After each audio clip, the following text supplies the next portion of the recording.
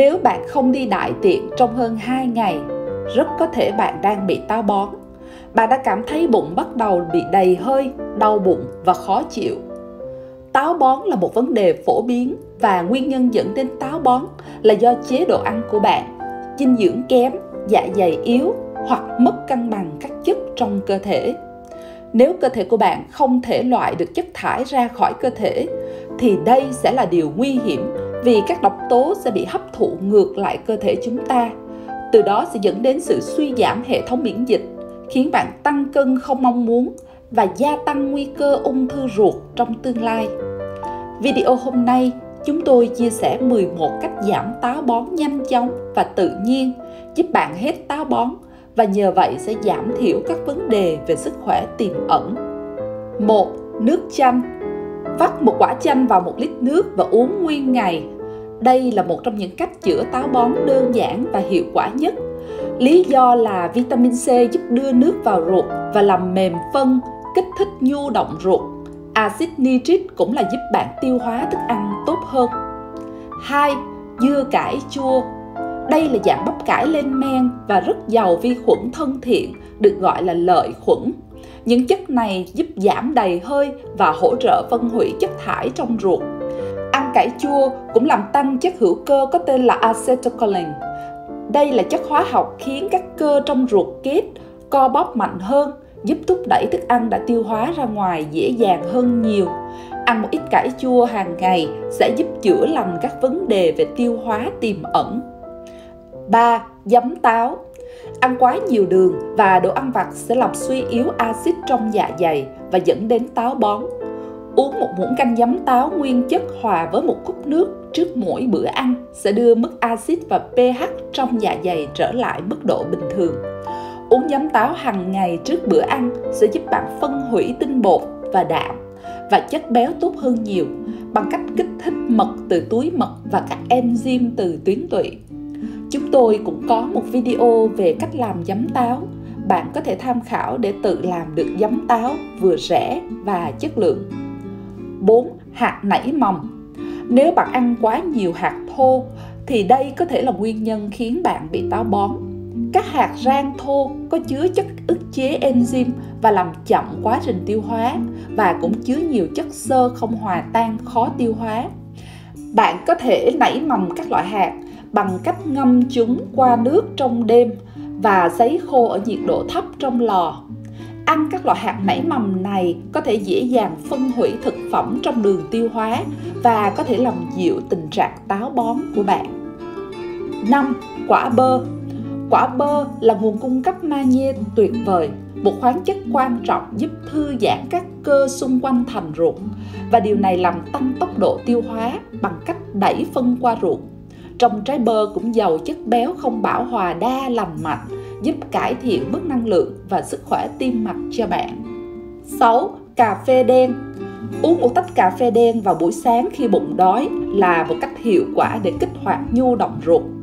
Caffeine và chất polyphenol trong cà phê sẽ giúp kích thích co cơ trong ruột. Tuy nhiên, bạn nên uống lượng cà phê vừa phải và nên giữ ở mức tối thiểu, vì uống quá nhiều cà phê thì có thể gây tác dụng ngược. 7. Tập thể dục. Bạn có thể tập một bài tập aerobic đơn giản như là nhảy ngôi sao hoặc đi bộ, có thể giúp đẩy nhanh quá trình trao đổi chất và hỗ trợ tiêu hóa, làm cho tim bơm máu nhanh hơn và từ đó giúp cải thiện lưu lượng máu đến các cơ ruột. Bạn sẽ thường xuyên cảm thấy muốn đi vệ sinh chỉ sau 10 phút của bài tập. 8. Kali. Với tiêu hóa kém, chúng ta có xu hướng hấp thụ ít khoáng chất, mà khoáng chất thì rất quan trọng đối với sức khỏe của chúng ta. Bạn có thể bổ sung kali citrate cho cơ thể để giúp loại bỏ nhiều chất thải ra khỏi cơ thể và tăng cường khả năng hấp thụ chất dinh dưỡng vào tế bào của bạn. Các loại thực phẩm giàu kali mà bạn có thể tham khảo sau đây là những nguồn cung cấp kali tự nhiên dồi dào nhất. Trái cây tươi thì có chuối, cam, dưa lưới, dưa lê, dưa hấu, quả mơ, bưởi. Trái cây sấy khô thì có mận khô, nho khô và chà là khô. Nước ép trái cây có cam, cà chua, dưa hấu, mận, nước dừa, quả mơ và bưởi. Rau rau lá xanh, măng tây, rau chân vịt, bông cải xanh, vân vân. Củ quả có dưa leo tươi, khoai tây, khoai lang, cà tím, nấm, củ cải, củ dền, bí ngô chế biến. 9. Dầu ô liu. Ăn dầu ô liu nguyên chất là một phương thuốc từ cổ xưa để điều trị táo bón, vì được cho là bôi trơn bên trong thành ruột. Dầu ô liu cũng làm cho phân giữ lại được nhiều nước hơn, giúp phân mềm hơn và dễ đại tiện hơn. Nên ăn một muỗng canh dầu ô liu vào buổi sáng lúc bụng đói sẽ giúp bạn tránh táo bón. 10. Nước. Trong một số trường hợp, táo bón có thể do bạn không uống đủ lượng nước trong ngày. Hãy thử tăng lượng nước của bạn uống mỗi ngày lên 500ml và xem điều này có hữu ích không. Nếu bạn có thể sử dụng thêm nước khoáng đóng chai chất lượng tốt thì cũng có thể cung cấp được nhiều khoáng chất vi lượng để chữa lành cho cơ thể. Nếu bạn thích video này, hãy ủng hộ chúng tôi bằng cách like, share và đăng ký kênh. 11. Trái cây.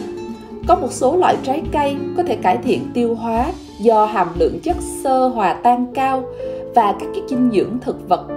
Chúng tôi khuyên bạn nên ăn dâu, chuối, dứa và kiwi đu đủ. Những loại trái cây này có chứa các enzyme tự nhiên giúp dạ dày của bạn phân hủy thức ăn và thải phân dễ dàng. Như bạn có thể thấy, có rất nhiều loại thực phẩm mà bạn có thể ăn để giảm táo bón nhanh chóng. Nếu bạn bị táo bón lâu dài, bạn có thể bổ sung thêm lợi khuẩn probiotic và men tiêu hóa vào chế độ ăn của mình.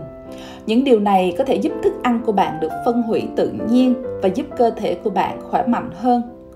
Điều quan trọng là phải khắc phục chứng táo bón mãn tính càng nhanh càng tốt, vì táo bón rất nguy hiểm cho sức khỏe của bạn và gây ra viêm nhiễm khắp cơ thể.